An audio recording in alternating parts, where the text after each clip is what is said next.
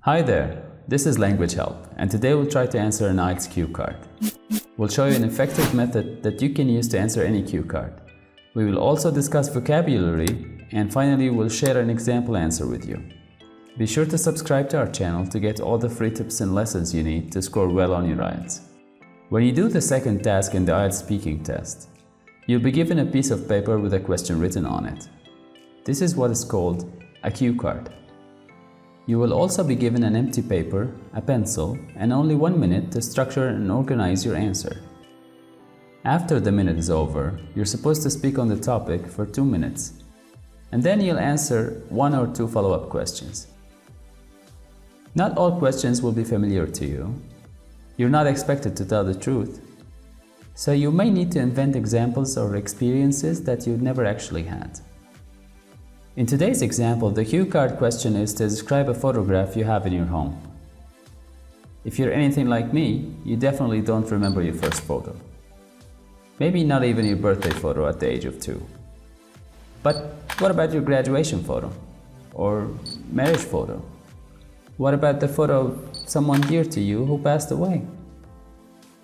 To answer this question, you have to decide what is in the photo, where you have this photo in your home, how it was taken, and why you like it. So let's discuss the cues and see what we can do.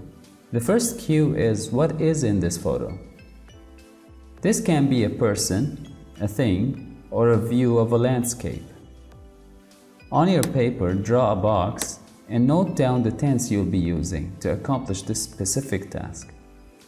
If you cannot decide on the tense, you can always rely on the tense of the cue. In this case, the cue tense is the simple present tense. But we will also need to use the past tense to talk about how we met the person in this photo. Next, you need to think of the person or the view. If it's a person, what about a father, or a mother, or a friend, or a politician? You need to write the name of the person down and prepare your mind for the vocabulary you needed to describe your relationship with them. The person in our example will be a grandfather. In the next cue, we're supposed to talk about where the photo is inside our home. The first step, as always, is to establish the tense. In this case, I will use the present tense. We will also need to remember vocabulary about home description, such as room, bedroom, living room, kitchen, TV set, desks, tables. The photo in our example will be on the wall of a bedroom, right behind the study desk. The third cue asks us to talk about how this photo was taken. Note that the tense for this cue is in the past, so we note that down in our box. In terms of vocabulary, think of events, birthdays, graduations, occasions in general. In our example, we don't remember where the photo was taken, and we will give reasons why. The fourth and final cue is to explain what this photo means to you. Obviously, the tense would be the simple present. The thing we like about our photo in this example is that it shows fatherly affection and dedication. If you've been following our exercise, your paper should look something like this. And now that we have all the boxes ready, we need to look at them while we talk and answer each and every cue. Remember to use unfamiliar vocabulary, a few collocations and idioms, and a mix of tenses if you can. But it's important to note that using a familiar word or a phrase correctly is much better than using an unfamiliar word incorrectly. So if you don't really know the word, don't force it into your talk. Before we start with the answer, remember to subscribe and click on the bell icon to receive all the updates on our IELTS speaking course. If you follow our videos, you'll be a confident IELTS speaking expert in no time. Now here's our example answer. The first cue is, what is in the photo?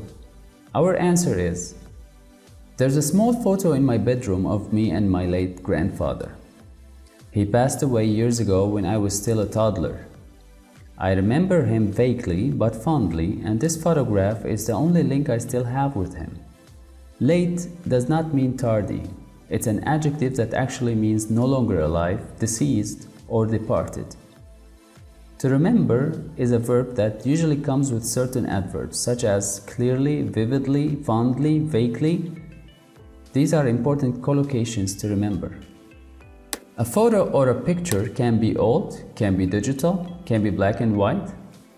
Similarly, a grandfather can be a paternal grandfather or a maternal grandfather. A toddler is a child under 3 years old. An infant is a child under 1 year old. And a child covers all ages under 13. If you say he passed away, it's a nicer way than saying he died, for example. The second cue is where this photo is in your home. Our answer is, the photo is hung on the wall right behind my desk. Were you to walk into my bedroom, this photo would be the first thing you notice. It stands out from the heap of items on my table because I keep the area around it clean and tidy.